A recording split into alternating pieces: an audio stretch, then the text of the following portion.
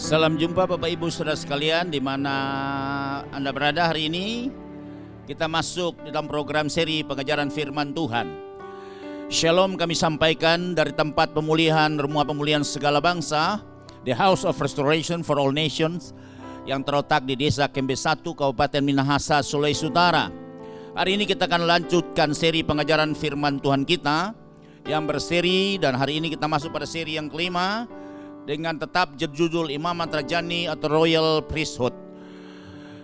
Ayat pokok kita terambil dari surat 1 Petrus pasal yang kedua ayat 9 sampai 10. Kita akan baca, tetapi kamulah bangsa yang terpilih, imamat yang rajani, bangsa yang kudus, umat kepunyaan Allah sendiri, supaya kamu memberitakan perbuatan-perbuatan besar dari Dia yang telah memanggil kamu keluar dari kegelapan kepada terangnya yang ajaib.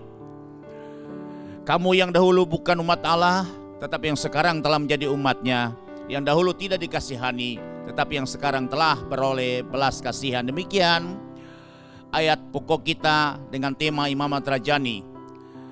Jelas tertulis bahwa teks Alkitab dalam surat 1 Petrus pasal 2 ayat 9 sampai 10 itu menyatakan bahwa kini melalui Yesus Kristus setiap orang percaya dan beriman kepada Kristus sudah menjadi imam di hadapan Allah dan mendapat otoritas sebagai raja di bumi untuk bisa mengambil alih semua pemerintahan bumi. Dan kita tahu itu tertulis dalam kitab Wahyu pasal yang pertama ayat 6, kitab Wahyu pasal 5 ayat yang ke-10, dan kitab Wahyu pasal 20 ayat yang ke-6. Untuk mewakili ketiga ayat ini kita akan baca saja kitab Wahyu pasal yang pertama ayat yang ke-6. Dan yang telah membuat kita menjadi suatu kerajaan, menjadi imam-imam bagi Allah Bapanya, bagi Dialah kemuliaan dan kuasa sampai selama-lamanya. Amin. Jadi perhatikan di sini bahwa kerajaan sorga atau the kingdom of heaven atau the kingdom of God itu diperintah, dilaksanakan, dijalankan oleh imam-imam yang sebentar akan menjadi raja.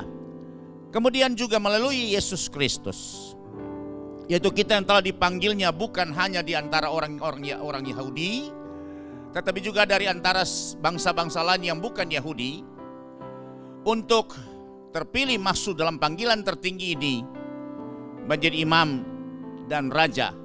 Dan kita tahu itu tertulis di dalam surat 1 Petrus pasal yang kedua ayat 10 tadi kita sudah baca. Yang bukan kekasih menjadi kekasih, yang bukan umat menjadi umat. Itu bicara mengenai bangsa-bangsa di luar Israel.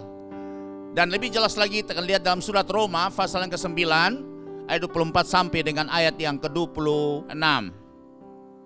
Demikian bunyinya, yaitu kita, saudara dan saya, bangsa-bangsa di luar Israel, yang telah dipanggilnya bukan hanya dari antara orang Yahudi, perhatikan, tetapi juga dari antara bangsa-bangsa lain yang bukan Yahudi, seperti yang difirmankannya juga dalam kitab Nabi Hosea, yang bukan umatku akan disebut umatku, dan yang bukan kekasih menjadi kekasih. Ayat yang ke-26, dan di tempat di mana akan dikatakan kepada mereka, kamu ini bukanlah umatku, di sana akan dikatakan kepada mereka, anak-anak Allah yang hidup. Perhatikan, garis bawahi anak-anak Allah yang hidup, karena anak Allah itu menyangkut dengan hak pewaris kerajaan, untuk bisa mewarisi kerajaan sebagai imam dan kemudian juga akan menjadi raja.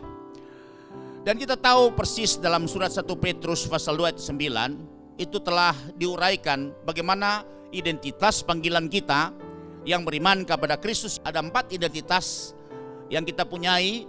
Itu pertama adalah bangsa atau generasi atau keluarga yang terpilih. Itu terjemahan yang lain dikatakan generasi.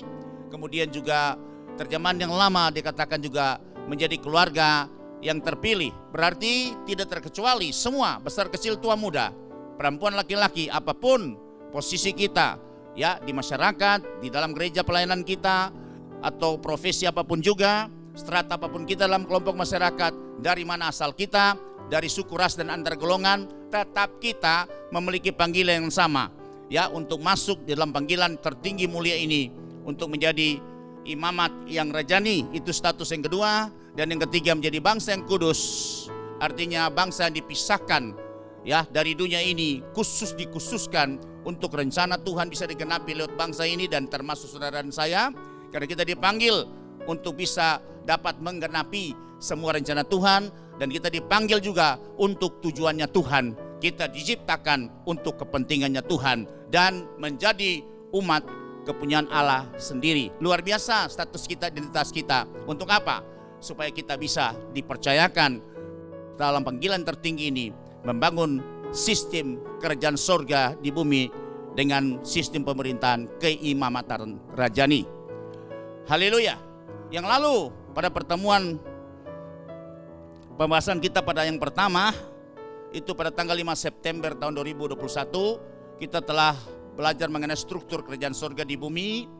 Kemudian ya disambung lagi pada tanggal 5 dan 12 September itu dengan panggilan 2 Romawi, panggilan tertinggi membangun kerajaan imam, baik panggilan kepada Israel, kemudian bangsa-bangsa di luar Israel. Kemudian 3 Romawi itu pada tanggal 19 September tahun 2021 itu pembuatan kerajaan imam dan penggenapannya. Kemudian pada tanggal 26 September ya minggu yang lalu 4 Romawi kita belajar mengenai kehadiran Yesus dan pelayanannya di bumi. Jelas dia menggenapi juga panggilan imam dan raja. Dan hari ini kita masuk pada Romawi yang kelima, pada bagian kelima pertemuan kita dengan judul yang sama masih dalam imamat rajani atau royal priesthood, itu mengenai tempat kudus di bumi. Ini penting sekali supaya kita bisa tahu posisi imamnya di mana dan pelayanan tempatnya seperti apa, tugas-tugas khusus pelayanan imam. Dan kita bisa bagi 2 bagian di sini, itu bagian yang A adalah Saman Perjanjian Lama dan bagian yang B adalah Saman Perjanjian Baru. Dan kita mulai dengan Saman Perjanjian Lama, dan kita tahu yang mewakili Perjanjian Lama adalah satu bangsa, ya adalah bangsa Israel. Dan itu bisa dilihat ya untuk bagaimana Tuhan perintahkan kepada Musa sesudah perjanjian mereka ikat dengan Tuhan di kaki Gunung Sinai, di mana Musa sebagai notarisnya antara Tuhan dan umat, itu tertulis dalam kitab Keluaran pasal 24, dan kita tahu 10 hukum atau 10 perintah itu yang diikat dengan tujuan sebentar nanti mereka akan dibawa kepada visi Tuhan yang luar biasa, visi tertinggi untuk mereka bisa ya mendirikan kerajaan imam di bumi. Dan kemudian juga kita tahu dan Tuhan ingin membangun satu tempat di mana supaya dia senantiasa selalu bersama-sama dengan umatnya. Dan kita tahu Tuhan perintahkan kepada Musa itu mulai dari Keluaran pasal 25 sampai Keluaran pasal 24, cukup banyak sekali rincian ayatnya khusus mengenai bagaimana Musa diharuskan membangun tempat kudus di bumi atau tempat kudus Tuhan di bumi. Dan kita pelajari pada hari ini adalah dalam bentuk disebut dengan kemah suci, ya juga ada disebut dengan ya kemah pertemuan, dan kita tahu di sini dalam bahasa Inggrisnya disebut tabernacle of meeting. Ya, sebutan ini banyak sekali, tapi tujuannya adalah kemah suci ini di mana Tuhan akan hadir di tengah-tengah umat, yaitu dalam bentuk tiang awan, tiang api pada malam harinya, tiang awan pada siang harinya, dan umat bisa melihat dengan mata kepala mereka bahwa Tuhan hadir di tengah-tengah umat. Untuk apa? Supaya menuntun umatnya, karena Tuhan tahu kalau dia tidak menuntun umatnya pasti umat akan tersesat. Kalau dia tidak menuntun umatnya pasti tujuan panggilan dia kepada umatnya tidak akan bisa mencapai tujuannya Tuhan. Sebab itu Tuhan harus hadir menuntun umatnya ya. Dan Tuhan tidak bisa ketemu sesudah manusia jatuh dalam dosa, maka perlu ada satu mediator. Kalau dulu orang dulu lewat mesbah ya, tapi ketika umat Israel dibawa keluar ke padang gurun, maka Tuhan perintahkan kepada Musa, buat satu kemah pertemuan atau tabernacle of meeting, supaya aku hadir tengah-tengah umat dan memberikan perintah langsung kepada umat supaya mereka bisa betul-betul mengerti apa yang menjadi tujuan dan panggilan mereka. Dan kita tahu itu tertulis dalam kitab Keluaran pasal yang ke-25 ayat 8 sampai 9 kita bisa baca. Dan mereka harus membuat tempat kudus bagiku, supaya aku akan diam di tengah-tengah mereka. Perhatikan ayat 9. Menurut segala apa yang kutunjukkan kepadamu sebagai contoh kemah suci dan sebagai contoh segala perabotnya, demikianlah harus kamu membuatnya. Seperti apa? Waktu Musa naik ke Gunung Sinai dan kemudian 40 hari 40 malam di situ, Tuhan memberikan dia ya vision atau rencana atau katakanlah plan daripada bagaimana dia bisa membangun suatu tempat pertemuan yang ada di bumi supaya Tuhan bisa hadir dan bisa menyertai umatnya. Dan itu juga tertulis di dalam kitab Imamat pasal 26 ayat 11 sampai 12 dan juga surat Ibrani pasal 8 ayat 5. Saya senang kita akan baca dalam surat Ibrani pasal yang ke-8 ayat yang ke-5. Demikian bunyinya, pelayanan mereka adalah gambaran dan bayangan dari apa yang ada di sorga. Jadi perhatikan bahwa apa yang Musa lihat di atas gunung itu bentuk pelayanannya sama dengan apa yang ada di sorga, sama seperti yang diperhitungkan kepada Musa ketika ia hendak mendirikan kemah. Ingatlah, demikianlah firman-Nya, bahwa engkau membuat semuanya itu menurut contoh yang telah ditunjukkan kepadamu di atas gunung itu, untuk membuat tempat di mana Tuhan akan hadir. Dan bentukan itu, format itu, sistemnya, strukturnya sama dengan yang di sorga. Saudara perhatikan betapa ini penting sekali. Ya, penting sekali. Kita harus perhatikan, karena Tuhan berfirman kepada Musa, demikian kau lihat seperti yang di sorga, demikian engkau realisasi untuk tempat pertemuan ya Tuhan dengan umatku di bumi.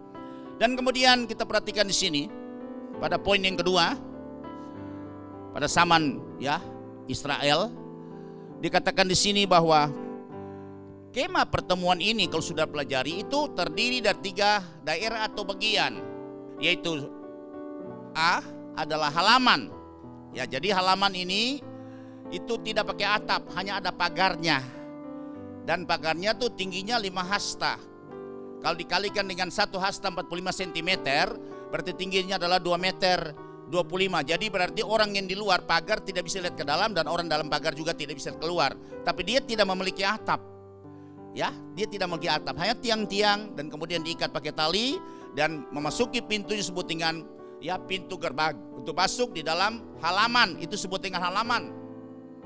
Dan kita tahu bahwa halaman itu ada 2 alat di sana. Ada satu adalah mesbah korban bakaran, kemudian yang kedua adalah kolam pembasuhan. Nah, jadi untuk halaman ini semua orang Israel bebas ya masuk dengan segala binatang-binatang yang sudah dikhususkan untuk dipersembahkan kepada Tuhan yang disembelih, kemudian akan ditaruh di atas mesbah bakaran ya di bagian ya daerah halaman itu. Dan binatang yang kita tahu seperti persyaratan yang Tuhan sudah sampaikan lewat kitab Imamat, bahwa hanya bisa dipersembahkan adalah untuk orang-orang yang sederhana atau orang miskin. Itu adalah 1 pasang anak burung merpati, dan yang kedua ya burung tekukur. Kemudian kelas menengah itu adalah domba dan kambing. Dan kemudian kalau orang-orang bangsawan atau pemimpin bangsa, pemimpin suku, kepala suku, itu termasuk orang-orang kaya adalah harus lembu sapi. Dan itu binatang itu dikhususkan untuk dipersembahkan kepada Tuhan sebagai ibadah mereka. Nah, jadi berarti semua orang Israel bebas masuk ya ke dalam halaman ini dengan segala binatang yang sudah dikhususkan itu. Untuk apa? Untuk mempersembahkan korban di atas mesbah bakaran, kecuali kalau orang Israel itu najis. Jadi perempuan laki-laki bisa masuk, tapi kata najis di sini adalah ya walau perempuan itu dia katakanlah dia menstruasi nggak bisa masuk di sana. Kemudian ada yang meleler tidak bisa masuk. Kemudian orang yang ya kulitnya gangguan ya, misalnya ada panu, kemudian juga ya ada yang seperti itu, atau paling orang kusta sudah nggak bisa sama sekali masuk. Itulah kecuali kalau mereka seperti itu, maka mereka tidak akan berlayak masuk di halaman untuk bisa dapat bersama-sama dengan saudara mereka mempersembahkan korban ya di atas mesbah bakaran itu. Jadi kita tahu bahwa ruangan itu yang tidak beratap itu suasananya sangat ribut. Karena apa? Situ semua suku bisa masuk ke dalamnya, dan kita lihat situ banyak sekali dengan suara suku-suku bangsa atau suara orang, dan juga suara binatang ada di sana. Karena mereka sudah datang tidak boleh menghadap Tuhan dengan tangan yang hampa. Harus mereka membawa persembahan kepada Tuhan yang saya sudah uraikan tadi, berupa binatang yang sudah diisyaratkan seperti ada dalam kitab Imamat seperti itu. Dan kita tahu di sini orang-orang Lewi itu yang melakukan semua tugas-tugas ya untuk sembelih, kemudian ya memisahkan mana yang layak untuk dipersembahkan, kemudian bagian isi dalam yang lain itu dibuang. Itu tugas orang Lewi ya. Orang Lewi untuk bertugas di halaman untuk melaksanakan semua tugas-tugas ibadah dari suku-suku yang lain ya. Itu adalah tempatnya halaman pada zaman perjanjian lama. Kemudian bagian yang berikut adalah poin 2B, yaitu ruang kudus. Nah, ruang kudus ini itu sudah beratap, ya. Ada satu ruangan yang tertutup beratap dan dia juga ada pintunya, yaitu sebut dengan pintu kemah untuk masuk ke dalamnya, sudah di situ. Dan atapnya dan dindingnya semua dan dalam semua disalut dengan emas, dan atapnya itu 4 lapis. Dan kemudian ada tirai yang membatasi itu, ada pintunya, sehingga orang tidak sembarangan masuk ke ruangan ini. Karena ruangan ini hanya khusus imam-imam, ya, dari suku Lewi, keturunan Harun yang sudah ditabiskan, yang boleh masuk dan melayani di ruang kudus melalui pintu kemah. Dan kita tahu suasananya itu tidak berisik karena tidak ada suara di sana. Ya, tenang sekali di sana. Dan kita bisa langsung baca, itu tertulis juga dalam kitab Bilangan pasal 18 ayat 2 sampai 6. Tapi saya akan angkat saja Ibrani pasal 9 ayat yang ke-6. Karena diulangi lagi dalam surat Ibrani. Sebab itu ini cukup harus kita menaruh perhatian spesial, karena Tuhan ulangi lagi dalam kitab Ibrani. Dan ini adalah sistem bagaimana orang bisa menyembah Tuhan, ya, seperti apa yang di sorga demikian juga di bumi. Dan ini yang terjadi seperti apa yang Musa lihat. Dan saat itu Musa diinstruksikan untuk bisa membangun tempat pertemuan antara umat dengan Tuhan. Demikian bunyinya, demikianlah caranya tempat yang kudus itu diatur. Ini yang sudah pakai atap, tadi halaman tidak pakai atap. Ini yang pakai atap. Nah, nanti kita akan bisa lihat strukturnya, ya, akan kita tampilkan. Maka imam-imam senantiasa masuk ke dalam kemah yang paling depan itu untuk melakukan ibadah mereka. Ya, di sana yang tertulis demikian, ya. Khusus ruang itu adalah imam-imam yang masuk, tapi dengan persyaratan bahwa mereka itu sudah ditabiskan, ya, dengan cara yang Tuhan sudah isyaratkan lewat Musa. Nah, nanti pada poin ke-6 Romawi pada minggu yang akan datang, kita akan pelajari khusus bagaimana upacara pentabisan daripada imam-imam untuk mereka bisa layak masuk di ruang kudus ini. Ya, kalau tidak mereka akan mati. Orang Lewi yang biasa yang tidak punya jabatan imam tidak bisa masuk ke ruang kudus ini. Kebetulan juga suku-suku yang lain tidak bisa masuk ke ruang kudus ini. Hanya suku Lewi dari keturunan Harun yang memang Tuhan sudah angkat mereka sebagai imam-imam yang akan melayani di ruang kudus ini. Dan kita tahu dalam ruang kudus ini bahwa kemah suci ini itu pintu gerbangnya menghadap timur dan belakangnya itu menghadap ke barat. Kemudian sisi sebelah kanan itu adalah utara dan sisi sebelah kiri itu adalah selatan. Nah, masuk ke ruangan kudus itu ada disebut dengan pintu kemah. Dan alat yang ditemukan pertama di sisi sebelah utara atau kanan kita itu adalah meja roti pertunjukan. Yang di atasnya ada 2 susun roti itu, ada roti bulat, ya, 6 kiri dan 6 kanan. Dan saya percaya bukanlah kebetulan bahwa itu juga melambangkan daripada roti hidup yang turun dari sorga. Dan kemudian itu bukan kebetulan adalah bicara mengenai kalau orang perjanjian baru, Alkitab kita berjumlah 66 kitab, dan itu juga roti hidup dan dari sorga. Dan firman berkata manusia tidak hanya hidup dari roti jasmani saja, tapi firman yang keluar dari mulut Allah itulah roti atau makanan rohani kita, membawa kita kepada kehidupan. Dan kita tahu bahwa roti itu akan diganti setiap hari Sabat oleh imam-imam dan diganti dengan roti yang baru, dan imam itu memakan roti yang sudah, ya, diganti itu. Kemudian untuk sisi sebelah, ya, kanan, sebelah kiri, ya, sebelah kiri terdepan itu terdapat, ya, kaki dian atau disebut dengan menorah 7 kaki dian, dan itu selalu, ya, menyala setiap waktu, tidak pernah harus mati. Dan itu merupakan ekspansi roh Tuhan yang ada di takhta Allah dan juga ada, ya, bersama-sama di tengah-tengah umat Tuhan, ya. Dan kita tahu itu bicara mengenai 7 roh Allah, ya, adalah roh Tuhan sendiri, dan kemudian pasangannya adalah roh hikmat dan roh pengertian, kemudian pasangannya adalah roh nasihat dan roh keperkasaan, dan kemudian adalah roh pengenalan dan roh takut akan Tuhan. Itu tertulis dalam kitab Nabi Yesaya pasal yang ke-11 ayat yang kedua. Kemudian agak ke belakang, ya, yang agak ke belakang dekat pintu tirai itu lebih ke barat, itu adalah mesbah dupa, di mana imam-imam senantiasa akan selalu menaruh ya kemenyan wangi-wangian di situ, dan dia akan asap dupanya itu mengharumkan di ruangan kudus itu. Dan ketiga alat ini, satu berbicara mengenai firman, yang kedua ya yang di sebelah kiri itu berbicara mengenai ketujuh roh Allah memimpin umat, dan mesbah dupa bicara mengenai praise and worship ya. Jadi doa, pujian dan penyembahan umat Tuhan, dia akan naik sebagai asap dupa yang mengharumkan aras Tuhan ya. Sebab itu ini bentuk ruangan ya suci, dan itu adalah tugas imam melayani di sana dan terus bertugas di dalam ruangan ini. Itu tugas imam untuk bisa dapat membangun hubungan antara Tuhan dengan umat. Kita bisa baca dalam surat Ibrani pasal yang ke-9 ayat yang ke-6. Demikianlah caranya tempat yang kudus itu diatur.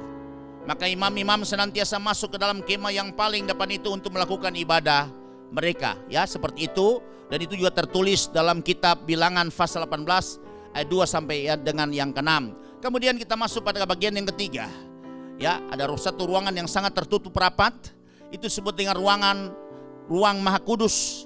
Dan di sini hanya imam besar di antara imam-imam yang 1 tahun 1 kali boleh masuk ke dalam ruangan ini.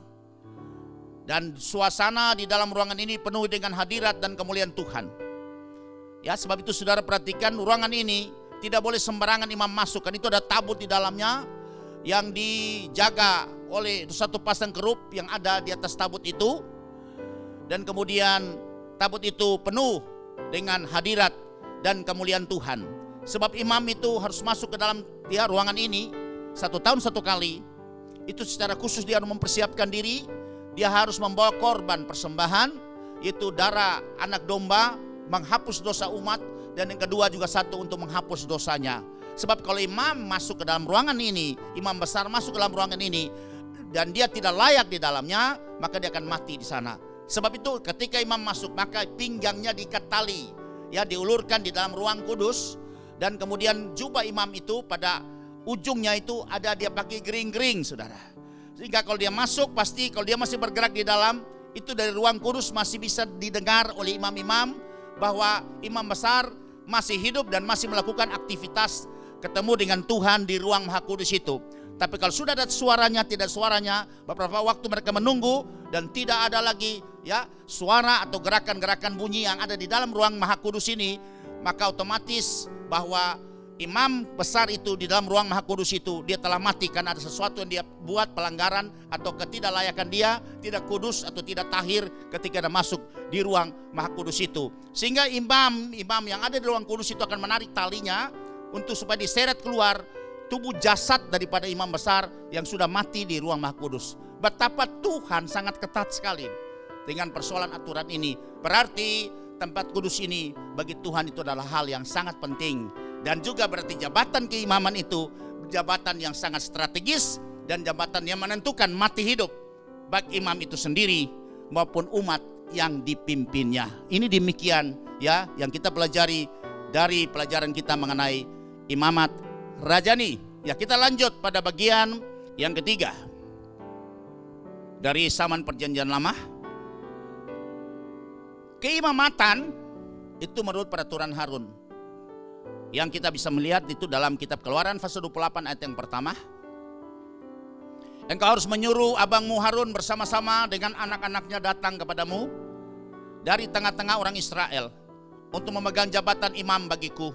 Harun dan anak-anak Harun, yakni Nadab, Abihu, Eliezer, dan Itamar.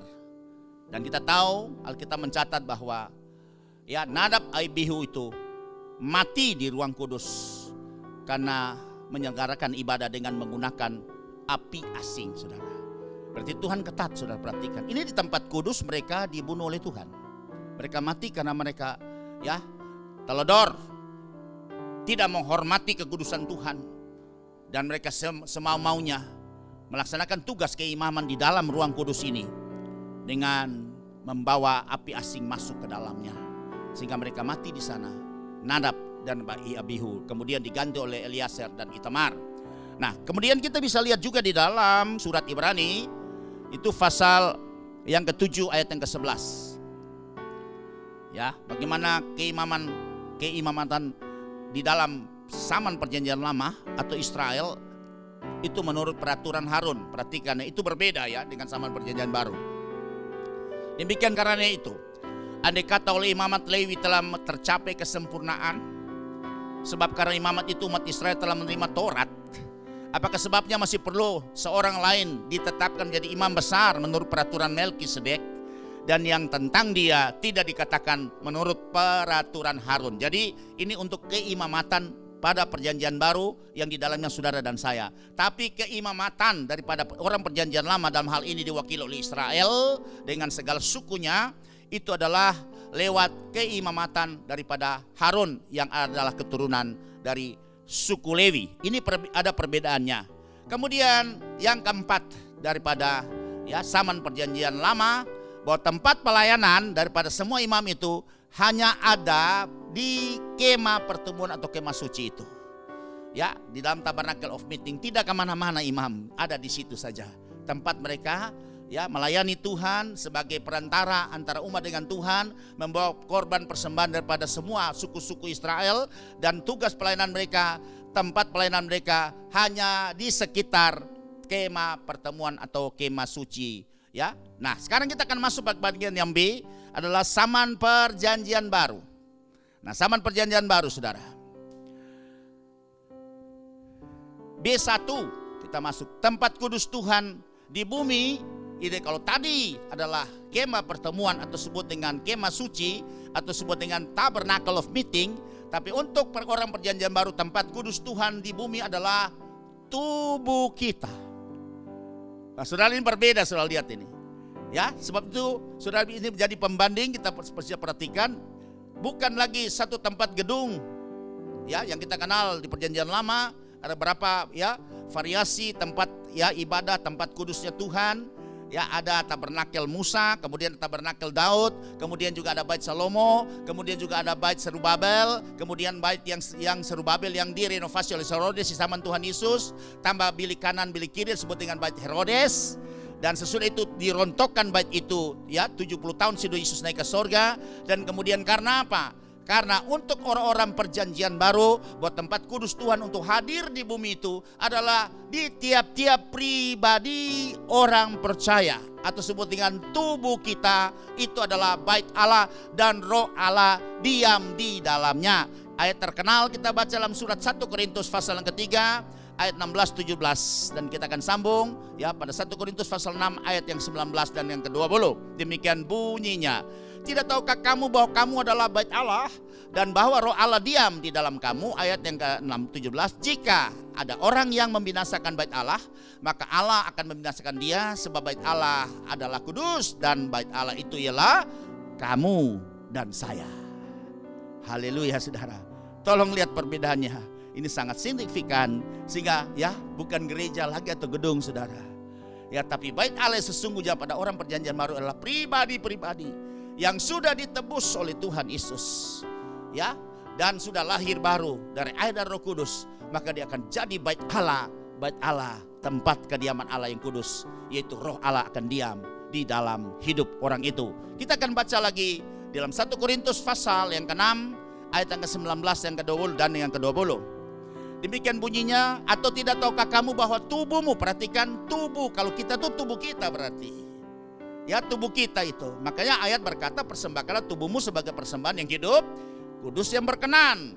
Itu adalah ibadah yang sejati, karena tubuh kita ini merupakan bait Allah. Sebab itu kita harus jaga kekudusannya, jangan kita kotorin, jangan kita najiskan, jangan kita isi dengan hal-hal yang tidak berkenan kepada Tuhan. Karena Tuhan hadir tidak lagi dalam bentuk gedung atau tempat khusus yang diperuntukkan, tapi Tuhan hadir di bait Allah buatan tangannya sendiri, yaitu saudara dan saya, yaitu tubuhmu. Itu adalah bait Roh Kudus yang diam di dalam kamu, Roh Kudus yang kamu peroleh dari Allah, bahwa kamu bukan milik kamu sendiri. Ini perkataan firman Tuhan seperti itu. Ayat yang ke-20 kita baca, sebab kamu telah dibeli dan harganya telah lunas dibayar. Karena itu muliakanlah Allah dengan tubuhmu, karena disitulah tempat roh Allah, tempat di mana Tuhan akan hadir ya, bersama-sama dengan kita, bersama-sama dengan umatnya, bersama-sama dengan manusia, tempat kudus perjanjian baru di bumi, saudara.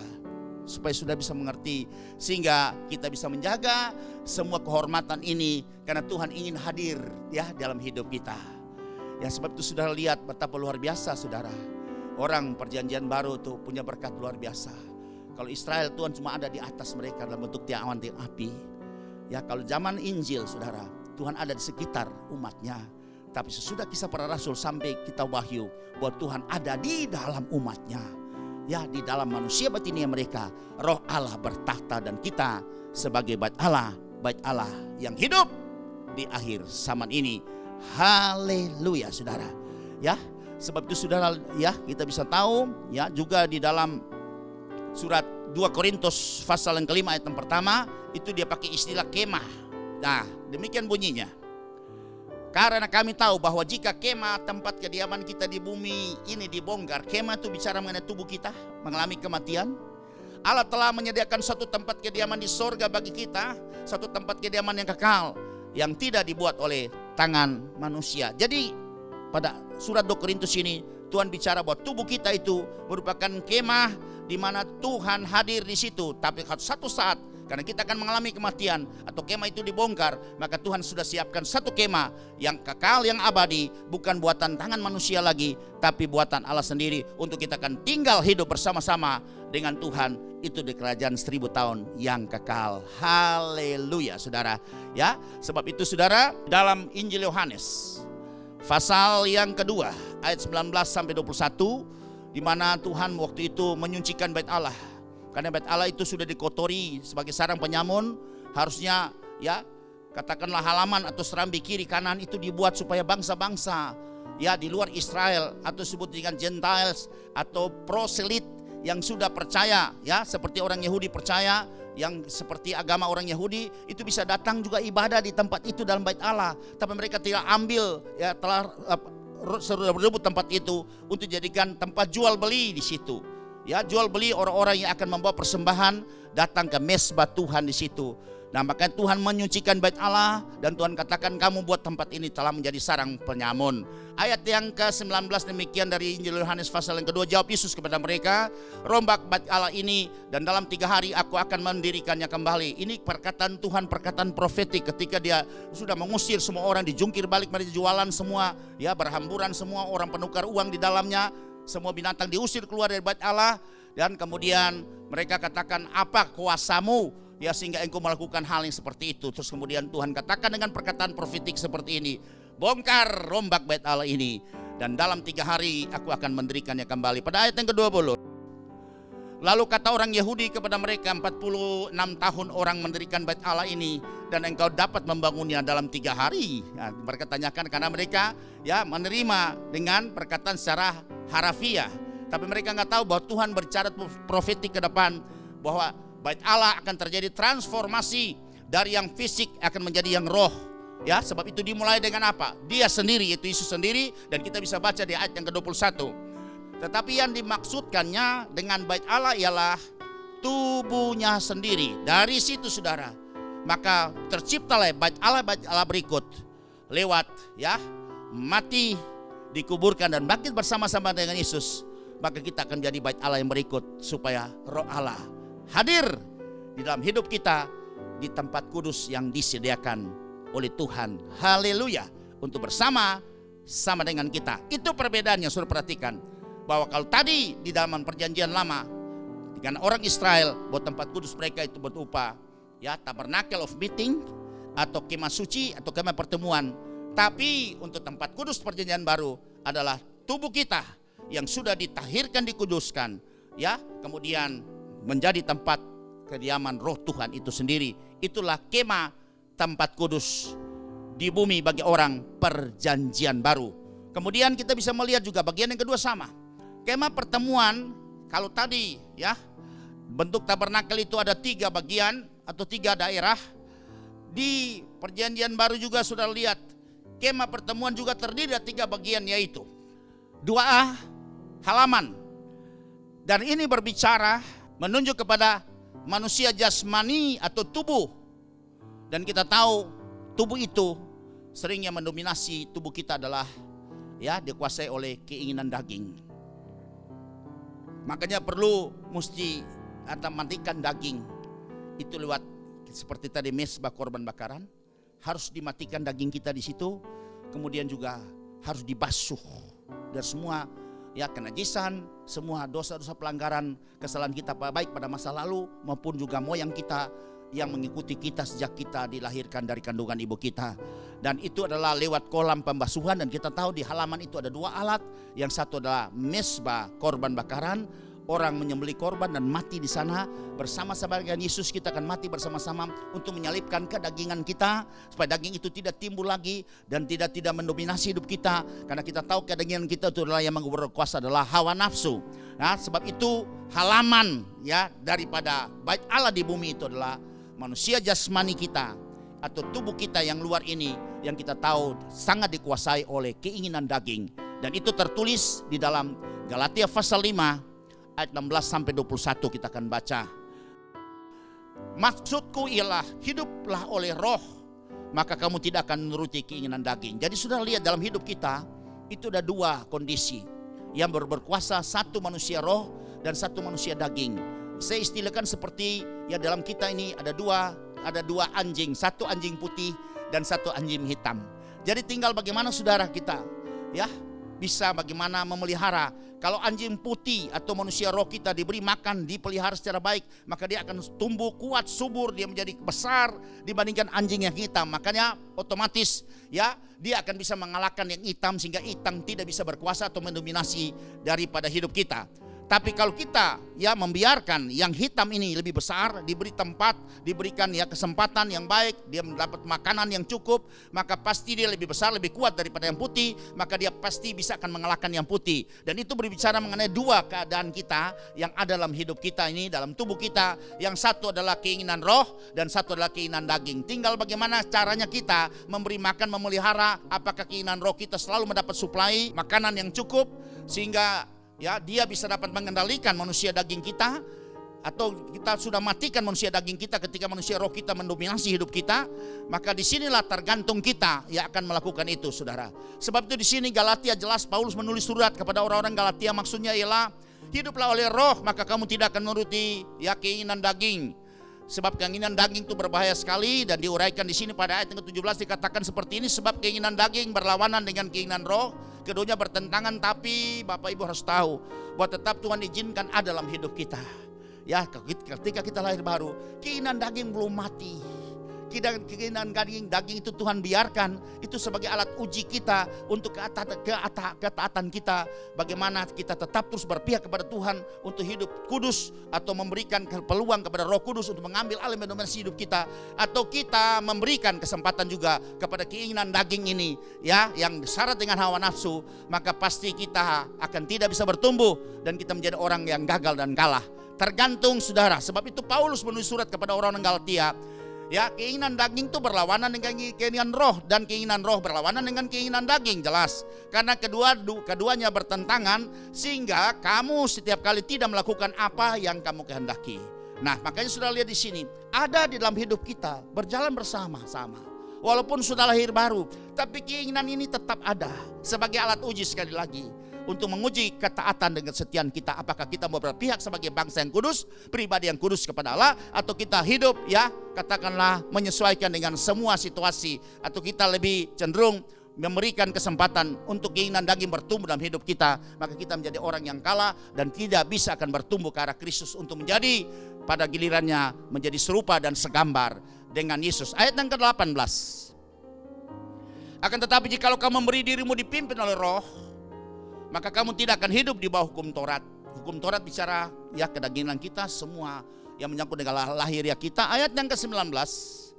Perbuatan daging telah nyata seperti apa? Yaitu percabulan, kecemaran, hawa nafsu, lanjut, penyembahan berhala, sihir, perseteruan, perselisihan, iri hati, amarah, kepentingan diri sendiri, percideraan, roh pemecah, lanjut 21, kedengkian, kemabukan, pesta pora dan sebagainya.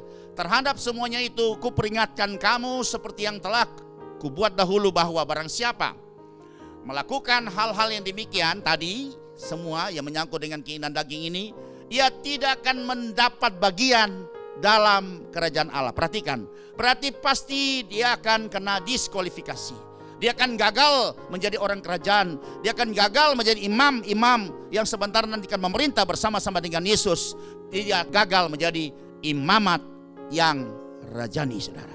Perhatikan baik, saudara. Sebab itu firman disampaikan pada hari ini menjadi bahan pertimbangan, bahan perenungan buat kita.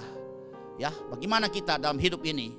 Apakah kita mau hidup seimbang untuk bisa jangan terlalu kudus, jangan terlalu menjadi orang-orang yang sudah tidak lagi memikirkan hal yang daging. Bukan seperti itu, saudara. Tapi bagaimana cara kita membawa hidup kita ini supaya keinginan roh itu mendominasi keinginan daging kita. Dan di situ kita akan lihat bahwa kita akan bertumbuh dan kita akan menang dalam menghadapi segala situasi. Sebab kita tahu yang roh ini kalau sampai dia mendominasi hidup kita, maka hidup kita menjadi hidup yang luar biasa, bisa dipakai Tuhan sebagai Tuhan luar biasa, menjadi imam-imam yang dipercayai, sebagai bangsa yang kudus, umat kepunyaan Allah sendiri, dan kita mendapat hak istimewa privilege, dan kita akan menjadi kepala mendominasi semua bangsa-bangsa yang ada di bumi ini, termasuk lingkungan saudara di mana saudara berada. Haleluya, saudara. Kemudian kita lanjut lagi. Ini bicara tadi mengenai halaman, dan sekarang kita juga masuk kepada kemah pertemuan untuk perjanjian baru. Pada bagian yang B adalah ruang kudus. Ruang kudus itu adalah manusia jiwani kita yang terdiri dari ada pikiran, ada kehendak, ada perasaan, imajinasi dan memori, saudara. Dan ini yang paling berat di sini, saudara. Israel untuk mengeluarkan mereka dari tanah perbudakan Mesir membutuhkan 10 mujizat, 10 tulah. Dan mujizat yang terakhir, tulah yang terakhir adalah bagaimana Tuhan mematikan atau membinasakan anak-anak sulung, baik dari putra kerajaan maupun semua orang yang ada di Mesir, bahkan orang yang terpenjara pun, dan juga binatang-binatang semua. Dan di sini Israel mengalami kebebasan, saudara. Kemudian lewat Laut Tiberau, maka Tuhan membunuh semua pasukan Mesir di bawah pimpinan Firaun dengan semua 600 reta kuda pasukan elitnya, dengan semua sistem ketentaraan mereka, sistem keamanan dan kemudian pertahanan mereka begitu luar biasa dihancurkan. Bahkan 2 generasi baik Firaun maupun anaknya putra mahkota juga telah mati, sehingga terjadi kevakuman dalam sistem pemerintahan kerajaan Mesir, dan itu sudah tidak mengancam lagi untuk Israel. Tapi apa yang menjadi persoalan di sini adalah pikiran mereka, pikiran manusia lama mereka, perasaan-perasaan, imajinasi mereka, memori mereka ketika mereka 430 tahun ada di tanah perbudakan Mesir. Itu sudah mendarah daging bagi mereka, dan sulit sekali mereka mengeluarkan gaya hidup, adat istiadat, kebiasaan-kebiasaan yang dilakukan oleh orang Mesir. Itu selalu teradopsi dalam hidup mereka, dan ketika mereka di pelang berantara pun mereka selalu mengingat kita Mesir, bagaimana makannya, pola makannya, bagaimana cara pesta poranya, bagaimana cara penyembahannya, sampai mereka terjebak dalam penyembahan anak lembu emas disebut dengan Apis yang bisa disembah oleh orang Mesir dan orang Kanaan. Ini terjadi buat orang-orang Israel. Karena apa?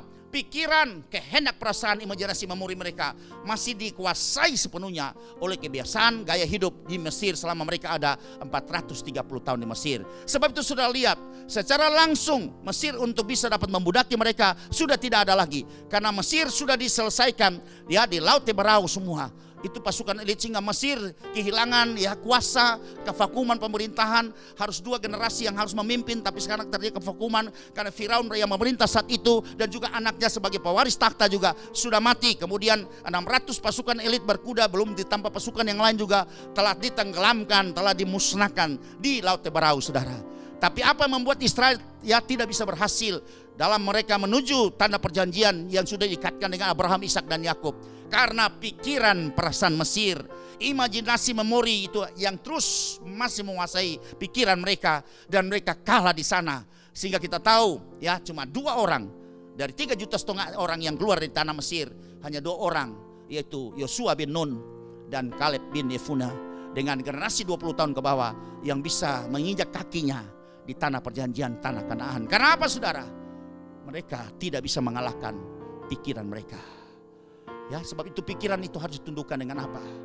Dengan firman yang diurapi Roh Kudus, dan juga mesbah dupa itu berbicara mengenai pray, praise and worship, untuk bisa berkuasa atas pikiran kita, supaya jangan pikiran kita kemana-mana dikuasai oleh pengalaman kita, memori kita, imajinasi kita pada masa lalu yang selalu menghantui kita, terus terlalu terbayang-bayang. Perbuatan dosa kita pada masa lalu selalu muncul lagi ya dalam hidup kita, yang mengganggu bagaimana perjalanan kita menuju kepada tanah perjanjian ini, yaitu menjadi manusia yang ilahi serupa dan segambar dengan Yesus. Karena pikiran kehendak ini sangat berbahaya. Sebab itu sudah lihat, harus dikuasai seperti orang Israel. Bicara dalam Roh Kudus ada 3 alat itu. Satu, roti pertunjukan, bicara mengenai kebenaran firman Tuhan yang harus mendominasi menjadi makanan daripada tubuh rohani kita. Dan kemudian juga mengenai candlelight atau menorah itu merupakan bagaimana Roh Tuhan yang mendominasi hidup kita untuk menuntun kita. Dan kemudian juga bagaimana kehidupan doa kita, bagaimana kehidupan pujian dan penyembahan kita kepada Tuhan, itu juga bagaimana menentukan bahwa kita bisa bertumbuh ke arah Kristus, menguasai pikiran, kehendak, perasaan, imajinasi dan memori. Makanya kita bisa baca di dalam surat Roma pasal 12 ayat yang kedua. Demikian bunyinya. Paulus berpesan kepada orang di Roma, jemaat di Roma, janganlah kamu menjadi serupa dengan dunia ini. Jadi harus tidak boleh menggunakan pikiran dunia ini, harus mesti pikiran perasaan Kristus mendominasi pikiran kita. Tetapi berubahlah oleh pembaruan budinya. Kalau di sini berubah oleh pikiranmu, pembaruan pikiranmu, sehingga kamu dapat membedakan manakah kehendak Allah, apa yang baik, yang berkenan kepada Allah, dan yang sempurna. Jadi pikiran kita harus berubah terus, ya, dari waktu ke waktu dengan dikuasai oleh Firman dan Roh Kudus. Dengan gaya hidup, pujian, doa dan penyembahan kita yang terus membuat kita menang atas pikiran kita. Bahkan dalam ayat yang lain juga dikatakan di dalam Filipi pasal yang keempat ayat yang ke-8, bagaimana kita selalu menolak, jangan beri kesempatan ruang pikiran kita supaya kita harus dikuasai oleh hal-hal yang ditulis dalam Filipi 4 ayat 8. Demikian bunyinya. Jadi akhirnya Paulus katakan kepada orang-orang Filipi, saudara-saudara, semua yang benar, semua yang mulia, semua yang adil, semua yang suci, semua yang manis, semua yang sedap didengar, semua yang sebut kebajikan dan patut dipuji, pikirkanlah semuanya itu harus mendominasi pikiran kita, sehingga tidak ada ruang lagi untuk hal-hal yang negatif, berpikir yang najis, berpikir yang tidak berkenan kepada Tuhan. Haleluya. Dan juga pada surat yang lain dikatakan seperti ini, saudara. Dalam surat 2 Korintus pasal yang ke-10 ayat 3 sampai dengan 5, Paulus juga berkata pesan kepada orang Korintus, demikian bunyinya, memang kami masih hidup di dunia. Artinya masih dalam dunia, berarti pengaruh ini pasti kuat sekali. Tetapi kami tidak berjuang secara duniawi. Perhatikan ayat yang keempat. Karena senjata kami dalam perjuangan bukanlah senjata duniawi, melainkan senjata yang diperlengkapi dengan kuasa Allah yang sanggup untuk meruntuhkan benteng-benteng. Berupa apa benteng itu? Ayat yang kelima. Kami mematahkan setiap siasat orang dan merubuhkan setiap kubu yang dibangun oleh keangkuhan manusia untuk menentang pengenalan akan Allah.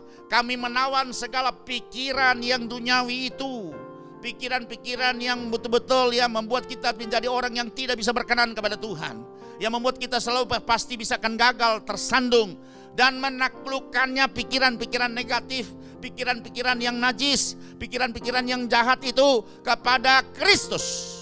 Perhatikan saudara, itu cara yang Paulus berikan kepada orang-orang Korintus untuk bagaimana bisa menguasai pikiran mereka, bisa mengendalikan pikiran mereka, supaya mereka bisa bertumbuh dalam pengenalan berhasil.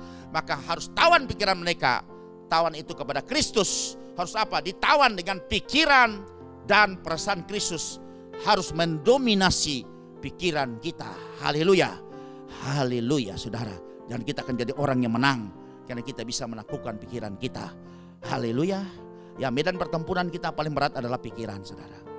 Ya, pikiran kita yang selalu bisa membawa kita untuk bisa dapat lemah atau bisa dapat kembali kepada manusia kita yang lama, bisa muncul lagi karena pikiran itu masih punya memori, masih punya imajinasi atau katakanlah kenangan masa lalu itu yang bisa membawa kita kembali, lemah kembali seperti orang Israel selalu mengingat Mesir. Ya, haleluya. Kita lanjut lagi pada berikut. Tadi sudah halaman adalah tubuh kita. Kemudian kita sudah masuk pada bagian 2B adalah ruang kudus, adalah manusia jiwani kita yang terdiri dari pikiran, kehendak, perasaan, imajinasi dan memori yang harus kita taklukkan, harus kita kendalikan. Dan bagaimana cara mengendalikan, Tuhan sudah kasih strategi yang luar biasa. Dan kita masuk bagian yang berikut adalah ruang Maha Kudus kita. Ya, jadi ruang Maha Kudus dari manusia adalah manusia batinia, di mana tempat berdiam roh Allah. Dan dengan adanya ruang manusia batinia kita ini, di mana Tuhan akan hadir untuk bersekutu dengan kita. Kalau di zaman perjanjian lama dihadir ruang Maha Kudus, itu tempat ya ada tabut di situ, saudara. Tapi pada orang perjanjian baru itu pada manusia, dan di mana tempat ruang Maha Kudus kita adalah manusia roh kita atau hati kita atau manusia ya batinia kita, itu berdiam roh Allah. Sehingga apa? Kalau dia berdiam dalam kita, berarti semua kehendak Allah dan kemauan Allah, pikiran Allah itu pasti akan ada pada kita. Sebab itu saudara, untuk perjanjian baru itu Tauratnya atau firman-Nya itu ditulis dalam loh hati manusia. Ya, loh hati manusia, perhatikan. Sehingga apa menjadi kehendak Tuhan, apa menjadi kemauan Tuhan, keinginan Tuhan, itu ada di dalam keinginan kita, ada dalam roh kita, ada dalam manusia batinia kita. Sehingga kita akan mengerti dan bisa memahami kehendak dan berhasil bisa mengenal Allah. Luar biasa, saudara. Berarti orang perjanjian baru itu jauh lebih punya kesempatan, lebih ya berhasil, lebih kemungkinan lebih berhasil dibandingkan orang perjanjian lama. Karena Tuhan hadir dalam bentuk lahiriah di gedung atau kemah pertemuan yang dibuat oleh tangan manusia di ruang Maha Kudus. Tapi untuk orang perjanjian baru, ruang Maha Kudus di mana Tuhan tempat hadir di situ dengan rohnya, itu adalah di hati kita atau manusia batinia kita. Itu memberikan kesempatan buat kita lebih berpeluang untuk bisa lebih berhasil dibandingkan orang-orang Israel pada tempo dulu, saudara. Dengar baik, saudara. Karena kita bisa lebih mengerti, memahami perasaan Tuhan dan keinginan Tuhan. Itu ada juga ketika roh Allah menyatu dengan roh kita, maka timbul pengertian dan hikmat bagaimana apa menjadi kehendak Tuhan. Dan pasti kita akan berhasil berjalan menurut kehendak dan keinginan Tuhan. Haleluya, saudara. Di dalam Yehezkiel pasal 36 ya, hati yang harus dibaharui. Dan kita tahu ayat ini pembaharuan Israel, bagaimana Tuhan akan membaharui nanti. Tuhan janjikan untuk masa yang akan datang. Pada saat itu Tuhan berfirman lewat Nabi Yehezkiel, dan itu tertulis ayat 25 sampai 27 dengan perikop pasal 36 itu adalah pembaharuan Israel. Israel adalah umat, dan kita tahu bahwa Tuhan akan membaharui umat yang sudah tidak bisa lagi memiliki hati pikiran yang seperti apa yang menjadi kehendak Tuhan. Mereka sudah menyimpang hingga mereka mengalami masalah. Dan Tuhan berfirman nanti Tuhan akan membaharui umat yang baru. Dan umat baru itu bicara adalah orang-orang perjanjian baru, ya adalah saudara dan saya. Tuhan katakan begini, aku akan mencurahkan kepadamu air jernih, dia akan mentahirkan kamu. Ini bicara bayangan atau ya katakan menunjuk kepada baptisan air. Dari segala kenajisanmu dan dari semua berhala-berhalamu aku akan mentahirkan kamu. Ayat yang ke-26. Kamu akan kuberikan hati yang baru dan roh yang baru di dalam batinmu. Hati yang lama Tuhan jauhkan, Tuhan ganti dengan hati yang baru dan manusia batinia kita. Dan aku akan jauhkan dari tubuhmu hati yang keras dan kuberikan kepadamu hati yang taat. Ini Tuhan yang lakukan. Kita masuk dalam proses ini. Nanti ke depan ini ya, untuk minggu yang akan datang kita akan membahas mengenai upacara pentahbisan ya imam yang layak seperti apa. Dan kita tahu ini salah satu prosesnya adalah menggunakan air untuk mentahirkan mereka, melayakkan mereka supaya hati mereka menjadi hati yang baru, roh mereka menjadi roh yang baru. Dan kemudian sesudah itu maka ayat 27 dikatakan seperti ini, roh Tuhan akan Tuhan berikan diam di dalam batin yang sudah dibaharui itu, dan Tuhan akan membuat ya kita akan hidup menurut segala ketetapan Tuhan dan tetap berpegang pada peraturan-peraturan Tuhan dan melakukannya. Artinya ya ketika hati baru kita sudah terbentuk dalam manusia batinia kita, maka Tuhan ya menaruh roh kudusnya dalam hati kita, sehingga roh kudus itu menyatu dengan roh kita. Berarti kehendak roh kita itu pasti akan sama dengan kehendak roh Tuhan, dan berarti kita akan bisa berjalan menurut kehendak Tuhan dan melakukan segala peraturan dan melakukan segala ketetapan Tuhan dengan sempurna. Percaya bilang amin. Ini luar biasa sekali berkat buat orang perjanjian baru. Bagaimana karya Tuhan, fasilitas surgawi yang begitu mendampingi kita, memproses kita. Dan saya percaya Tuhan tahu bahwa kita pasti akan berhasil. Kalau orang lama sudah gagal, Tuhan tidak mau orang yang baru harus gagal. Sebab itu Tuhan melakukan satu pembaruan yang luar biasa, sehingga kita difasilitasi dengan hal-hal yang ilahi seperti ini. Dan pasti saudara, kalau saudara mengerti, saudara menjadi orang yang berhasil. Karena saudara tidak bekerja sendiri. Karena Roh Allah itu yang ditaruh dalam kita akan turut bekerja bersama-sama dengan kita untuk mendatangkan kebaikan atau mendatangkan hal-hal yang berkenan kepada Tuhan. Percaya, bilang amin. Haleluya saudara. Ya, di ayat yang lain juga saya senang kita baca rencana perjanjian baru yang Tuhan sampaikan lewat kitab Nabi Yeremia pasal yang ke-31 ayat 33 sampai 34. Bagaimana Tuhan melakukan satu rencana yang baru di dalam pembentukan bait Allah bagi orang-orang perjanjian baru. Tetapi beginilah perjanjian yang kuadakan dengan kaum Israel sesudah waktu itu. Demikianlah firman Tuhan, aku akan menaruh Tauratku dalam batin mereka dan menuliskannya dalam hati mereka. Ya, perhatikan saudara, maka aku akan menjadi Allah mereka dan mereka akan menjadi umatku. Jadi ada waktunya nanti Tuhan bilang, Tuhan akan menaruh Taurat atau kehendak Tuhan dalam batin mereka, manusia batinnya mereka, dan menuliskan itu dalam hati mereka, dalam roh mereka. Maka Tuhan katakan di sini bahwa Tuhan akan menjadi Allah mereka dan mereka akan menjadi umat ya Tuhan di dalam kasih dan kesetiaan kepada Tuhan, tidak menyimpang ke kanan dan ke kiri, karena kehendak Tuhan secara pasti itu ada dalam hati daripada kita orang-orang perjanjian baru.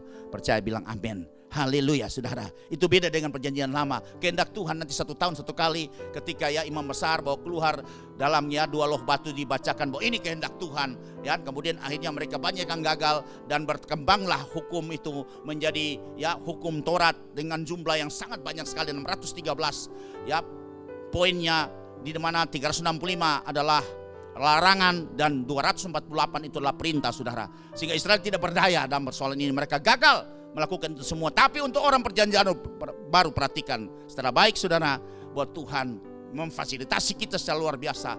Dia bersihkan hati kita, dia ganti dengan hati yang baru. Kemudian ya dia taruh kehendaknya, dia taruh firmannya, dia taruh kebenaran dalam hati kita, menuliskan dalam hati kita, dan Roh Kudus turut bekerja dengan kita untuk bisa dapat melakukan semua kehendak Bapa. Dan pasti kita akan berhasil karena kita tidak bekerja dengan kekuatan kita sendiri.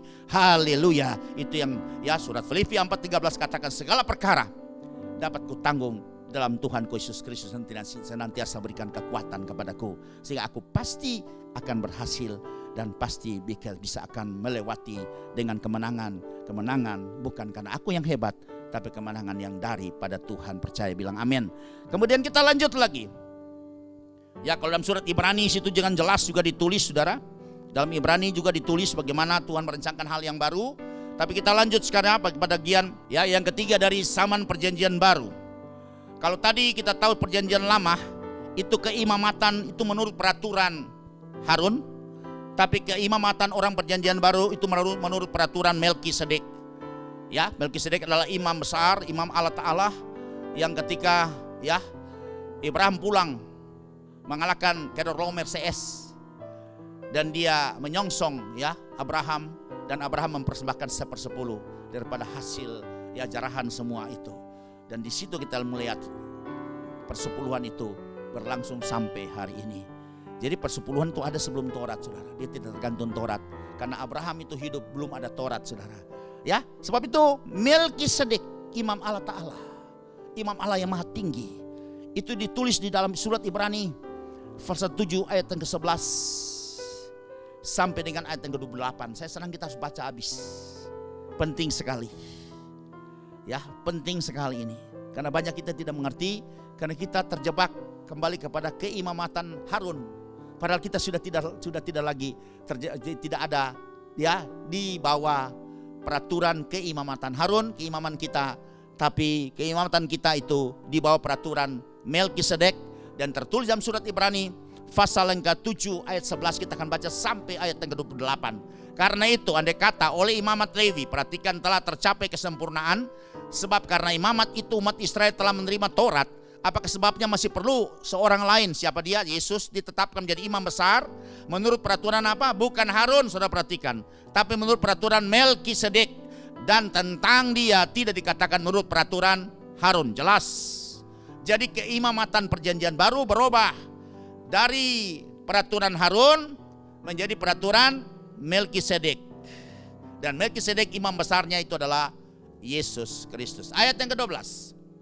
Sebab jikalau imamat berubah, dengan sendirinya akan berubah pula hukum Taurat itu. Berarti hukum Taurat sudah berubah. Kita tidak lagi di bawah hukum Taurat karena imamatnya berubah. Jadi kita sekarang di bawah hukum apa? Hukum Kristus. Karena imamat berubah. Maka ketika imamat berubah, ayat ini jelas berkata bahwa dengan sendirinya akan berubah pula serta merta berubah pula hukum Taurat itu. Karena imamat sudah berubah. Kenapa kita kembali ke Taurat? Jelas bahwa keimamatan kita bukan menurut peraturan Harun. Tolong dengar baik, ini saya tegaskan sekali lagi. Karena keimamatan kita itu mengikuti Yesus yang adalah imam besar kita, high priest kita. Dan dia tunduk kepada peraturan Melkisedek, bukan Harun. Sebab dalam surat Ibrani ini dikatakan, sebab jikalau imamat berubah, dengan sendirinya akan berubah pula hukum Taurat itu. Ayat 13. Sebab ia yang dimaksudkan di sini termasuk suku lain. Dari suku ini tidak ada seorang pun yang pernah melayani di mezbah. Ya, dan suku apa itu saudara? Karena ini bicara mengenai pribadi Yesus. Dia itu bukan suku Lewi, dia suku yang lain. Dan kalau peraturan menurut keimamatan peraturan Harun, tidak ada orang suku lain yang bisa jadi imam. Tolong dengar baik. Semua harus dari suku Lewi. Dan lebih khusus lagi dari keturunan Harun. Tolong dengar baik. Dan itu keimamatan itu udah berubah. Sehingga otomatis Taurat tidak berlaku lagi untuk orang-orang perjanjian baru. Ini bicara aspek hukum saudara. Ya, kita baca selanjutnya. Ayat 14. Sebab telah diketahui semua orang bahwa Tuhan kita Yesus Kristus itu berasal dari suku apa? Yehuda. Dan mengenai suku itu Musa tidak pernah mengatakan sesuatu apapun tentang imam-imam. Di zaman perjanjian lama, suku Yehuda tidak pernah jadi imam saudara. Tapi di zaman perjanjian baru, suku Yehuda menjadi imam. Dan imam yang pertama itu adalah Daud. Kemudian dilanjutkan dengan Yesus. Karena Daud itu adalah keturunan Yehuda. Ya, dan Yesus melanjutkan keimaman ini. Sejak dari Daud, keimamatan ini sudah berubah saudara. Ya, sebab itu ketika Daud makan roti kudus itu, yang dia ambil dari Nob itu, ketika dia minta kepada imam di sana, Ahimelek bin Ahitub, dia tidak mati. Dan pengikutnya juga tidak mati. Berarti keimaman itu sudah jalan dari sejak Daud dan pengikut-pengikutnya. Padahal Daud itu dari suku, bukan suku Lewi. Yang tidak pernah dikatakan oleh Musa sesuai dengan peraturan keimamatan Harun, bahwa suku ini bisa melayani di dalam kemah pertemuan dan dia bisa menjadi menjabati imam. Sebab itu saudara perhatikan baik. Sebab telah diketahui semua orang bahwa Tuhan kita berasal dari suku Yehuda. Dan mengenai suku itu Musa tidak pernah mengatakan sesuatu apapun tentang imam-imam. Tolong harus dimengerti. Ayat 15. Dan hal itu jauh lebih nyata lagi jikalau ditetapkan seorang imam lain menurut cara Melkisedek, bukan cara Harun. Tolong perhatikan ini. Maka saya paling penting baca ayat ini selanjutnya. Terus kita akan baca 16. Yang menjadi imam bukan berdasarkan peraturan-peraturan manusia, tetapi berdasarkan hidup yang tidak dapat binasa. Karena yang baru ini sudah bicara roh, bukan yang lahiriah lagi. Kalau roh itu tidak binasa, tapi lahiriah semua akan binasa. Ya, yang bentuk lahiriah semua apapun juga akan binasa. Tetapi yang nama roh itu tidak pernah akan binasa. Karena roh itu adalah kekal. Ayat 17. Sebab tentang dia diberi kesaksian engkau adalah imam untuk selama-lamanya. Siapa dia? Yesus. Menurut peraturan Melkisedek. Lanjut ayat yang ke-18.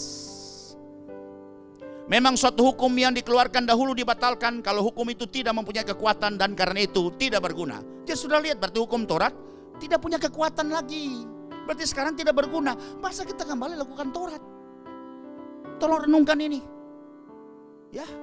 Karena firman jelas berkata demikian. Karena keimamatan kita sudah berubah. Dari yang Harun, kalau Harun Taurat, tapi sudah berubah Melkisedek. Dan itu Yesus sebagai imam besar.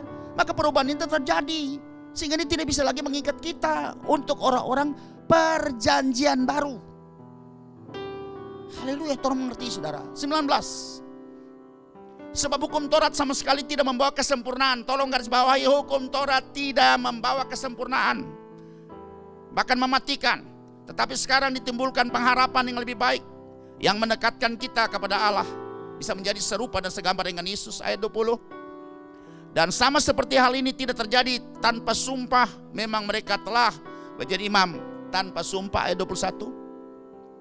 Tetapi ia dengan sumpah diucapkan dia yang berfirman kepadanya. Tuhan telah bersumpah dan ia tidak akan menyesal. Tuhan bersumpah demi dirinya sendiri. Itu Bapa bersumpah bahwa engkau adalah imam untuk selama-lamanya. Kepada siapa? Kepada Yesus, saudara. Haleluya. Lanjut 22. Demikian pula Yesus adalah jaminan dari suatu perjanjian yang lebih kuat dari perjanjian lama, Taurat. Kemudian 23. Dan dalam jumlah yang besar mereka telah menjadi imam, karena mereka dicegah oleh maut untuk tetap menjabat imam. Ini sebagian besar karena imam berlaku untuk perjanjian baru adalah semua orang dari tiap suku, kaum, bangsa dan bahasa. Sebab itu jumlah besar. Semua kita adalah imam-imam. Katakan kepada saudara-saudaramu, kau adalah imam, kau adalah imam, kau adalah imam.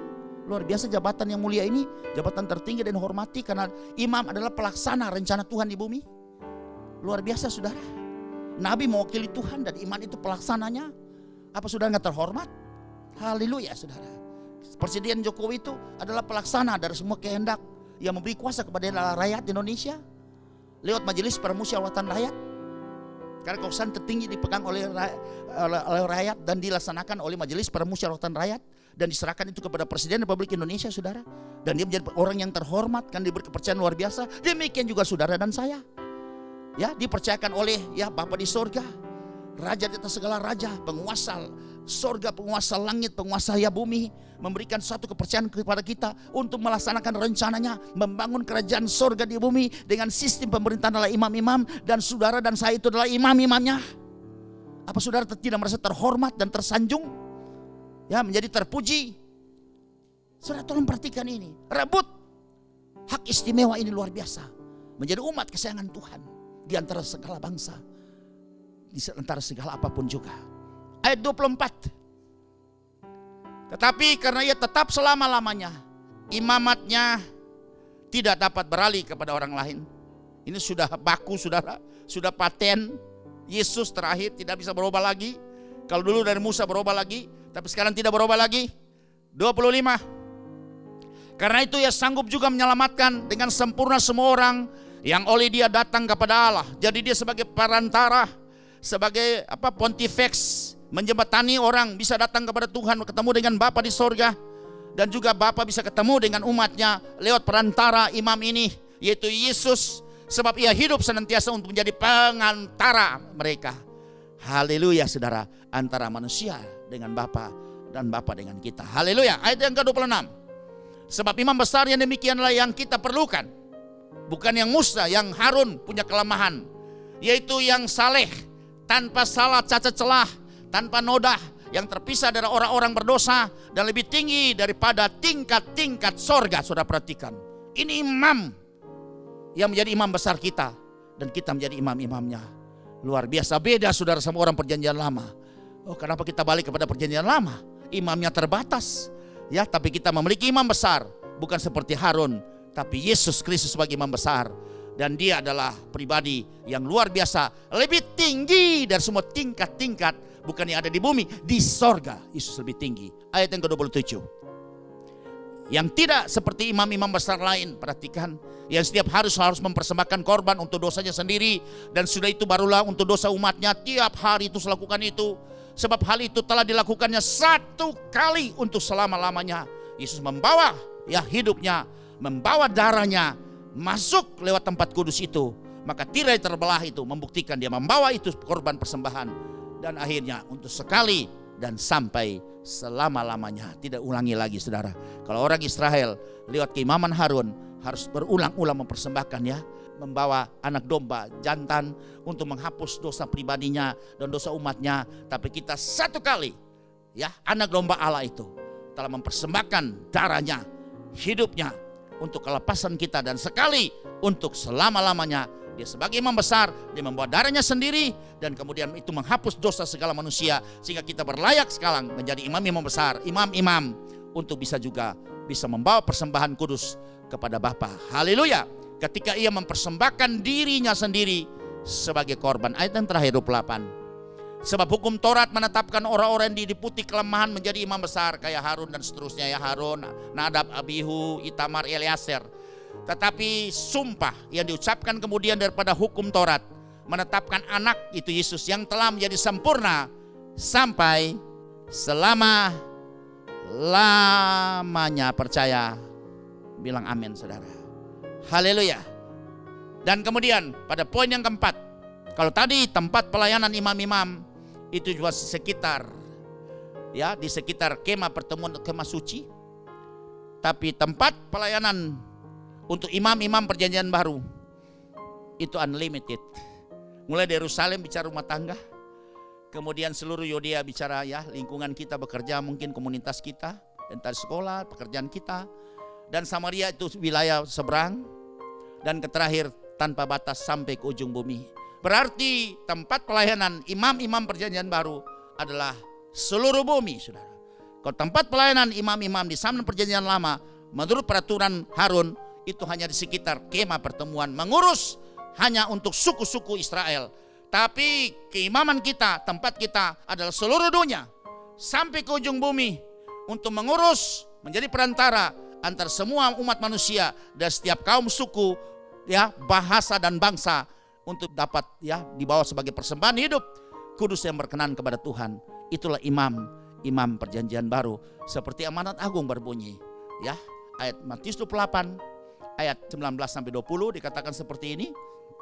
Karena itu pergilah, jadikan semua bangsa muridku, semua bangsa, bukan khusus Israel. Kemudian baptislah mereka dalam nama Bapa dan Anak dan Roh Kudus. Ayat 20. Dan ajarlah mereka melakukan segala sesuatu yang telah kuperintahkan kepadamu, dan ketahuilah aku menyertai kamu senantiasa sampai akhir zaman. Ya, demikian juga di Injil Markus pasal 16 ayat 15 sampai 16 sama. Ini merupakan, ya, amanat agung atau perintah mulia.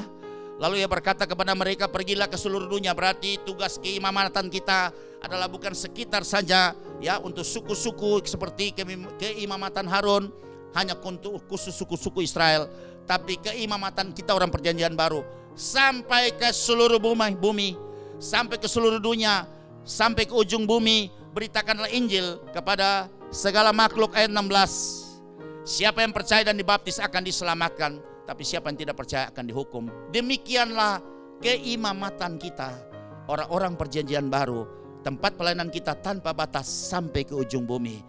Akhirnya saudara, karena itu saudara-saudara, demi kemurahan Allah, aku menasihatkan kamu supaya kamu mempersembahkan tubuhmu. Itu adalah rumah Tuhan semasa kita hidup ini sebagai persembahan yang hidup. Jangan yang sudah mati atau setengah mati baru kita persembahkan kepada Tuhan, tapi masih lagi sehat-sehatnya, masih penuh potensi, masih kuat-kuatnya, kita persembahkan itu sebagai persembahan yang hidup kepada Tuhan, sebagai persembahan yang kudus, yang berkenan kepada Allah, untuk jadikan imam-imam yang menjalankan tugas-tugas keimamatan itu. Itu adalah ibadah kita yang sejati. Amin. Amin.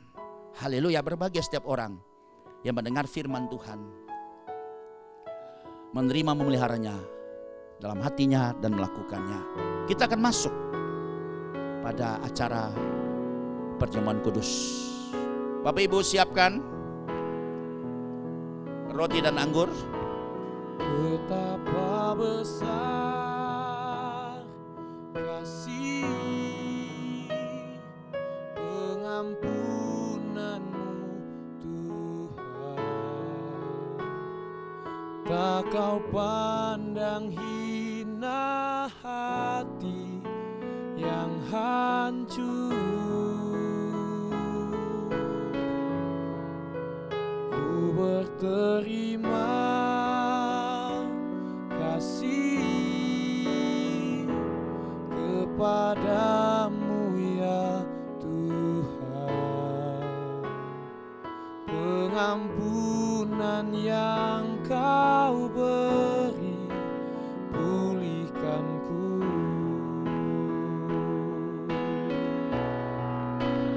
Betapa besar kasih pengampunanmu Tuhan, tak kau yang hina, hati yang hancur. Ku berterima kasih kepadamu ya Tuhan. Pengampunan yang Kau beri, pulihkan ku.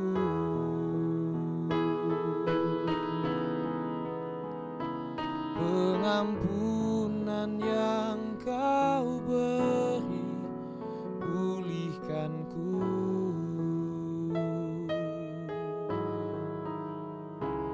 Pengampunan yang Kau beri, pulihkan ku. Mari kita akan angkat roti dan anggur di hadapan Tuhan. Tunjukkan ke sorga.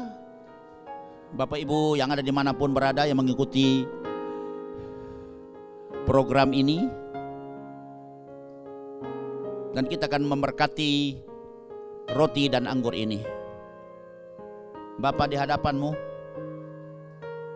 dan di hadapan kami, roti dan anggur biasa ini. Ketika malam terakhir, perjamuan terakhir, Engkau memberkati roti dan kemudian Engkau pecah-pecahkan. Engkau katakan, adalah tubuhku yang dipecah-pecahkan karena kamu. Engkau mengambil anggur dan Engkau memberkatinya. Dan Engkau berkata, inilah cawan ucapan syukur untuk menjadi materai perjanjian baru. Lakukan ini sebagai peringatan akan aku. Sekarang di depan kami tersedia roti dan anggur ini. Sebab itu kami melepaskan berkat dari Bapa, Tuhan Yesus dan Roh Kudus atas roti dan anggur ini. Dan kami percaya sorga memperhitungkan ini sebagai tubuh dan darah Yesus yang sebentar nanti akan siap kami nikmati bersekutu dengan tubuh dan darah kami sebagai kekuatan yang supranatural untuk kami bisa teguh berdiri terus menjalankan tugas-tugas keimaman sampai Maranatha Tuhan Yesus datang pada kali yang kedua. Di dalam nama Tuhan Yesus semua kita sama-sama katakan amin. Mari angkat roti itu di tangan kananmu, tinggi di atas kepalamu, dan engkau dengar kebenaran firman Tuhan ini. Dan kalau engkau percaya, sama-sama kita katakan amin.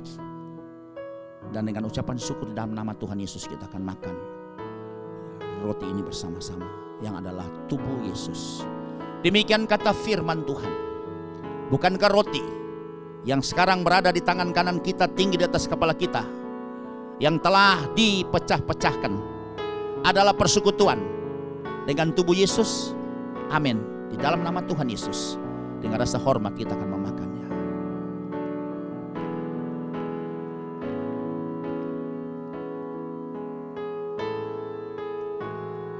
Pindahkan cawan ini di tangan kananmu, tinggi di atas kepalamu. Tunjukkan ke sorga. Inilah cawan pengucapan syukur. Dan ini merupakan darah Yesus sendiri. Dan Tuhan berkata dalam firman-Nya, oleh bilur-bilur Tuhan Yesus yang ada di tubuh dan darah Yesus, maka sakit penyakit kita disembuhkan. Disembuhkan. Apapun sakit penyakit saudara hari ini, kalau kau percayai, maka dalam tubuh dan darah Yesus ini ada bilur Tuhan Yesus yang siap mengobati apapun sakit penyakitmu. Kau dengar firman Tuhan ini, kalau kau percaya katakan amin. Dan bersama-sama dengan rasa hormat kita akan minum cawan ini. Demikian kata firman Tuhan. Bukankah cawan pengucapan syukur, yang atasnya kita ucapkan syukur, yang sekarang berada tinggi di tangan kanan kita, di atas kepala kita, adalah persekutuan dengan darah Yesus? Amin. Di dalam nama Tuhan Yesus kita akan minumnya dengan rasa hormat.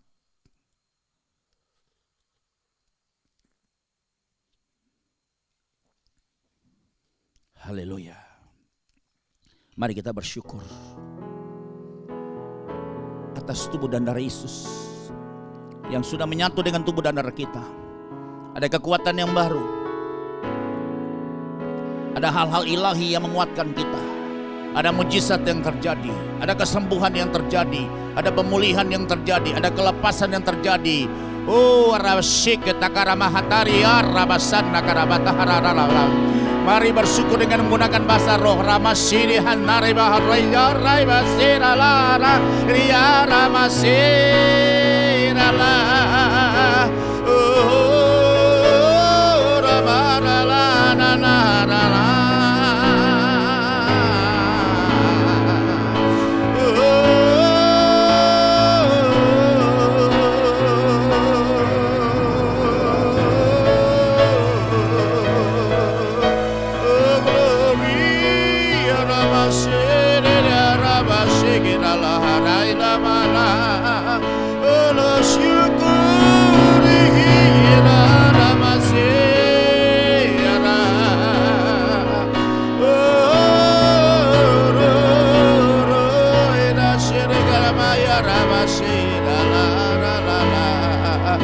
Oh, terima kasih Tuhan.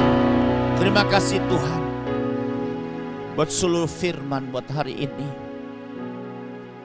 yang sudah memberikan kami pengertian, pencerahan betapa kami orang yang luar biasa berharga di mata-Mu Tuhan, sehingga Kau merancangkan hal yang luar biasa istimewa buat kami orang-orang perjanjian baru, lebih luar biasa dari orang perjanjian lama. Semua fasilitas jaminan-jaminan untuk membawa kami menjadi imam-imam dan raja, berkuasa di bumi, mengambil alih seluruh kekuasaan-Mu untuk kami persembahkan kepada-Mu Tuhan. Terima kasih. Biarlah kebenaran firman ini menguasai pikiran dan hati kami. Biar semua rencana ini betul-betul merubah hidup kami, memberikan kami satu visi dan masa depan yang bergairah untuk kami ada di dalamnya. Terima kasih Tuhan. Terima kasih Tuhan. Hamba terbatas dalam menguraikannya, tapi hamba percaya ketika firman sampaikan, Roh Kudus akan turut bekerja dalam setiap telinga sudah mendengar kebenaran firman ini, untuk lebih mendetail, lebih meremahi firman ini, sehingga kami bisa mengerti dan kami membawa hidup kami, keluarga kami, komunitas kami masuk dalam rencana yang mulia agung ini, yang istimewa ini. Terima kasih Bapa dalam surga. Hamba percaya hari ini yang sakit sudah disembuhkan, yang lemah sudah dikuatkan. Kami akan mendapat pengharapan yang baru, iman kami bertambah, pengharapan kami lebih lagi, dan kasih kami mengalir. Dan kami percaya yang terikat pasti dilepaskan, yang beban berat akan diberikan kelegaan, yang punya masalah persoalan Tuhan akan berikan jalan keluar dengan cara Tuhan yang luar biasa, karena Tuhan berjanji membuat indah segala sesuatu pada waktunya, pada kairos Tuhan. Berkati setiap anak-anak-Mu Tuhan yang sedang berjuang Tuhan, dengan semua usaha pekerjaan mereka, apapun yang mereka lakukan diberkati oleh Tuhan. Dan situasi seperti ini buka jalan baru buat mereka semua, buka tingkap-tingkap langit, curahkan berkat sehingga mereka tidak berkekurangan. Halo semua belam pengeri pindahan pelompat dalam pelahap tidak akan makan hasil berkat yang telah diberikan atas mereka, sehingga mereka bisa menikmati seutuhnya dalam kasih dan pemeliharaan Tuhan. Kami percaya Tuhan yang akan menjamin kami semua. Firman-Mu berkata, segala perkara dapat kami tanggungkan di dalam Tuhan kami Yesus Kristus, yang senantiasa berikan kekuatan kepada kami. Dan kami telah percaya Tuhan kami akan telah lebih lagi mencukupkan segala keperluan kami menurut kekayaan dan kemuliaannya dalam Kristus Yesus yang adalah Tuhan kami, penjamin kami, pemelihara kami, gembala kami yang baik, sehingga kami tidak akan berkekurangan, membawa kepada rumput yang hijau dan air yang tenang. Sekalipun kami ada dalam lembah kekelaman sekalipun, maka kami tidak akan takut bahaya, sebab Engkau berserta dengan kami, gada dan tongkat-Mu senantiasa menghibur kami. Itulah jaminan kalau Tuhan adalah gembala yang baik, gembala yang agung akan menuntun kami sekalian. Terima kasih Bapa dalam surga. Inilah doa syukur kami pada saat ini Tuhan. Terima kasih buat tubuh dan darah-Mu yang sedang menyatu dengan tubuh dan darah kami. Kami diberikan kekuatan yang baru lagi, hal-hal yang supranatural tersuplai dalam hidup kami, yang menguatkan kami lagi, sehingga kami diberi kemampuan lagi untuk mengiring Engkau, membawa masuk rencana-Mu dalam hidup kami, keluarga kami, dan komunitas kami dan masyarakat kami. Saatnya kami akan berpisah di akhir pertemuan ibadah kami hari ini. Sebab itu dengan iman kami akan mengangkat tangan kami dan siap kami menerima berkat yang datang dari Bapa kami yang sungguh amat mengasihi kami. Sebab itu saudara-saudaraku yang kekasih, terimalah berkat. Tuhan Yesus akan memberkati dan melindungi engkau dimanapun engkau pergi dan berada. Tuhan Yesus akan menyinari engkau dengan Tuhan Yesus akan menyinari engkau dengan wajahnya. dan memberikan kasih karunia sehingga kau menjadi orang yang hebat, extraordinary, unggul di bidangnya, menjadi orang excellent, orang yang supranatural, orang yang tetap kuat, iman bertumbuh dalam kasih pengharapan. Tuhan Yesus akan menghadapkan wajahnya kepada kita dan memberikan kita damai sejahtera berkelimpahan yang menguasai pikiran kita, yang terpelihara dalam hati kita. Terimalah berkat ini di dalam nama Tuhan Yesus. Kita semua terima berkat Tuhan, sama-sama katakan amin. Amin. Tuhan Yesus memberkati. Kita ketemu pada program seri pengajaran firman Tuhan pada minggu akan datang. Shalom.